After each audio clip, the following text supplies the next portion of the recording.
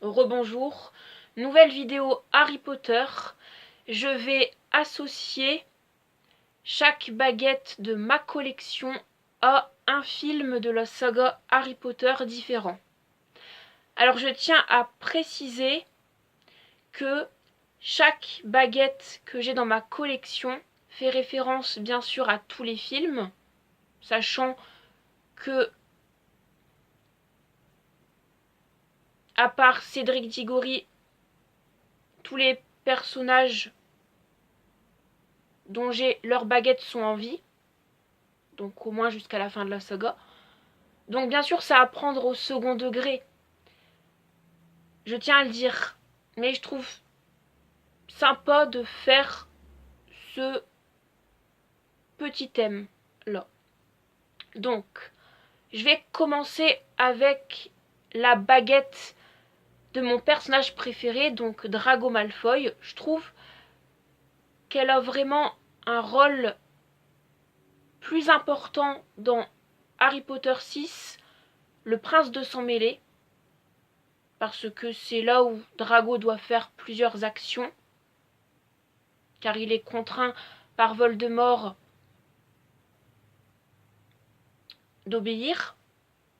Et du coup, c'est vraiment dans ce film-là où sa baguette, pour moi, a le plus grand rôle par rapport aux autres films de la saga Harry Potter, mais ça ne veut pas dire que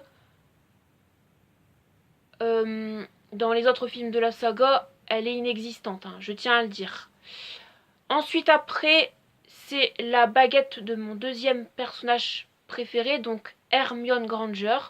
Je vais l'associer à Harry Potter 7, les reliques de la mort première partie, parce que c'est vraiment là où sa baguette a le rôle le plus majeur pour moi dans la saga Harry Potter, car elle doit vraiment aider au maximum Ron et Harry, et du coup, elle l'utilise beaucoup, sa baguette. Ensuite, après, c'est la baguette de Harry Potter. Je vais l'associer au premier film, L'école des sorciers, parce que dans Ollivanders, c'est vraiment là où il découvre sa propre baguette, donc c'est mythique.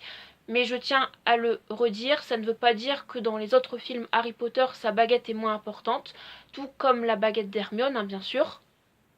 Ensuite, après, c'est la baguette de Luna Lovegood, parce que c'est mon quatrième personnage préféré. Je vais l'associer à Harry Potter 2, la chambre des secrets, même si ce personnage là on ne la voit pas dans ce film là, mais comme le film est quand même moins sombre que les autres et derniers films, eh bien je l'associe aux deux. Ensuite, après, c'est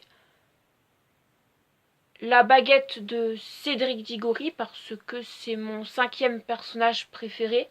Je vais l'associer à Harry Potter 4, la coupe de feu, tout simplement parce que c'est vraiment là où il est en vie, et c'est le seul film où il est en vie, donc c'est normal. Ensuite, après, ça serait la baguette de Mange-Mort, The Wand Swirl, ma propre baguette de sorcier. Je vais l'associer à Harry Potter 3, Le prisonnier d'Azkaban, parce que c'est vraiment ce film-là où l'ambiance commence à devenir sombre dans toute la saga Harry Potter. Et après, toute dernière baguette, si mes souvenirs sont bons, c'est la baguette de Bellatrix Lestrange. Je vais l'associer à Harry Potter 5, l'Ordre du Phénix, tout simplement parce que dans son rôle pour la bataille au ministère de la magie, elle s'en sert beaucoup. Et dans Harry Potter 6, certes également, mais il n'y a pas vraiment de bataille dans le 6, donc c'est moins grand que le 5. Et après, dans Harry Potter 7, première et deuxième partie, si mes souvenirs sont bons, elle n'a pas la même baguette que sa baguette d'origine. Voilà.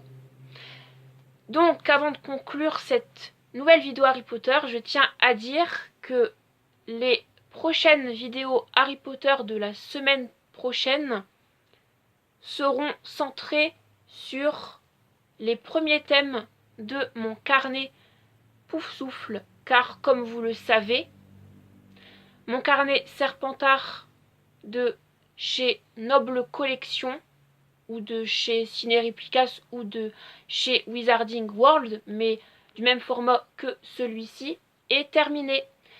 Et il est ici, vous voyez, donc 3e étagère de mon armoire. Et j'ai fait une vidéo là-dessus, donc n'hésitez pas à aller la voir pour ceux et celles qui ne l'ont pas encore vue. C'était un changement et 2 objets à rajouter. Donc voilà. Donc j'espère que les thèmes de mon carnet Poufsouffle vont vous plaire au fur et à mesure des semaines.